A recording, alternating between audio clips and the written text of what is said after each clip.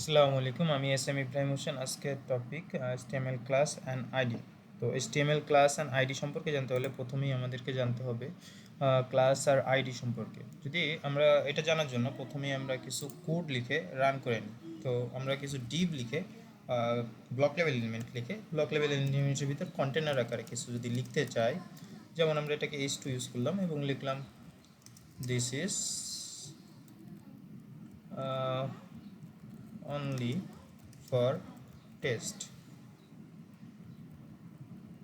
এই লেখাটা লিখলাম। আর যদি আমি একটা প্যারাগ্রাফ দিয়ে এখানে কিছু লেখা লিখি, প্যারাগ্রাফ দিয়ে যদি আমি একটা লরেন দিয়ে 20টা ওয়ার্ড নিতে চাই, নিয়ে নিলাম এবং এটাকে সেভ করলাম। সেভ করার পর এটাকে যদি আমি একটা লাইভ করি,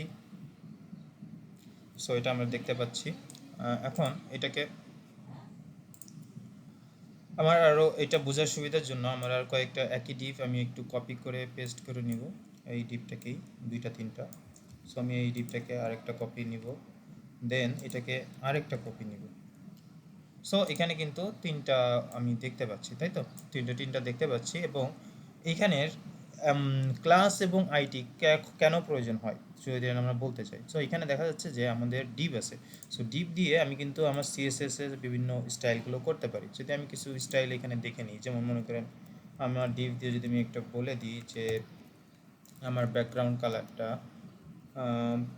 কালারটা অ্যাকোয়া দিয়ে দিলাম, তখন কিন্তু প্রত্যেকটারই একটা অ্যাকোয়া কালার চলে আসবে। এবং এখানে যদি আমি একটা প্যাডিং দিয়ে দিই, এটা জাস্ট সিএসএস আমরা শিখবো, এটা এত বেশি ইম্পর্টেন্ট না, জাস্ট বোঝার সুবিধার জন্য আমরা এটা কিছু দিয়ে দিচ্ছি আপাতত।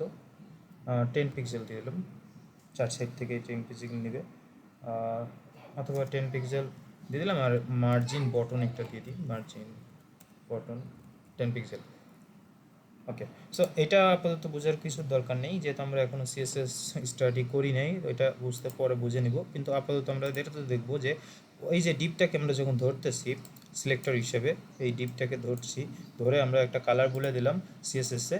যখন আমরা সিএসএস ইউজ করব তখন কিন্তু এইভাবে আমরা করতে পারবো। কিন্তু এখন আমার এমন একটা প্রপার্টি দরকার, যেমন মনে করো আমার এই ডিপটার কালার অ্যাকোয়া কালার দেওয়া আছে, এই ডিপটার কালার অ্যাকোয়া কালার, এই ডিপটার কালার অ্যাকোয়া কালার, সবগুলো যেহেতু অ্যাকোয়া কালার, এই জন্য আমি ডিপ ধরে এটা দিয়ে দিলাম। কিন্তু আমার এখন প্রয়োজন এই যে মিডিলের যে ডিপটা আছে, এই ডিপটার কালারটা একটু চেঞ্জ করার, অথবা স্পেশাল অন্য কিছু দেওয়ার। তখন আমাদেরকে ক্লাস আর আইডি ইউজ করতে হবে। সো ক্লাস আর আইডি ইউজ করার জন্য আমরা যদি প্রথমে ক্লাসই দেখি, ক্লাস মনে করেন এখানে যদি আমি ফিক্স নামের একটা ক্লাস ইউজ করি এবং এখানে গিয়ে জাস্ট বলে দিই যে ফিক্স। যেহেতু আমরা ক্লাস ইউজ করছি, এখানে ক্লাসের সময় সবসময় সিএসএস আমাদের এখানে একটা ডট ইউজ করতে হয়, এবং এখানে যে নামটা রয়েছে HTML, সেই নামটা আমরা এখানে ইউজ করব। দেন এখান থেকে যদি আমরা এটাকে বলি ব্যাকগ্রাউন্ড কালারটা যদি আমি এখানে ব্ল্যাক করে দিলাম, ব্ল্যাক করবো না, আমি এটাকে ব্ল্যাক করলে, ব্ল্যাক না করে আমরা যদি এটাকে ব্রাউন করে দিই, আমরা দেখতে পাবো এটা কিন্তু ব্রাউন হয়ে যাচ্ছে। সো এরকম যখন আমাদের কোনো একটা স্পেসিফিক একটা বডির ভিতর, যে কোনো প্রপার্টিসের ভিতর স্পেসিফিক কোনো কাজ করা প্রয়োজন, তখন আমরা ক্লাস এবং আইডি ইউজ করি। এখন ক্লাস আর আইডির ভিতর পার্থক্যটা কি? ক্লাস যেমন আমরা ফিক্স ইউজ করলাম, এখানে যদি আমি আইডি ইউজ করতাম তো একই রকম কাজই ছিল। যদি আমরা একটু দেখি, আইডি যদি ফিক্স ইউজ করতাম, জাস্ট একটাই পার্থক্য এখানে, যে এখানে ডটের জায়গায় আমাদের এখানে হ্যাশ ইউজ করতাম। হ্যাশ ইউজ করলে এখানে ব্রাউন হয়ে যেত। এখন আরও কিছু মেজর পার্থক্য রয়েছে, যেমন একটা একটা বডির ভিতর, একটা একটা পেজের ভিতর আমরা একটা নেমে, এই ফিক্স নেমটা আমরা শুধু এক জায়গায় এই ডিভের ভিতরেই শুধু ইউজ করতে পারবো, এবং এই আইডিটা সাধারণত অন্য জায়গায় আমরা ইউজ করতে পারবো না। যদি আমরা ইউজ করি এখানে কাজ করবে, কিন্তু W3 ভ্যালিডেশনে কিন্তু আমরা একটা এরর খাবো। যদি মনে করেন আমাদের, যেমন এখানে একটা ক্লাস ইউজ করলাম, যেটা নাম দিলাম ফিক্স টু দিয়ে, যদি আমি এই যে সেমটাই যদি এখানে এখানে যদি বলি যে fix to background colour red.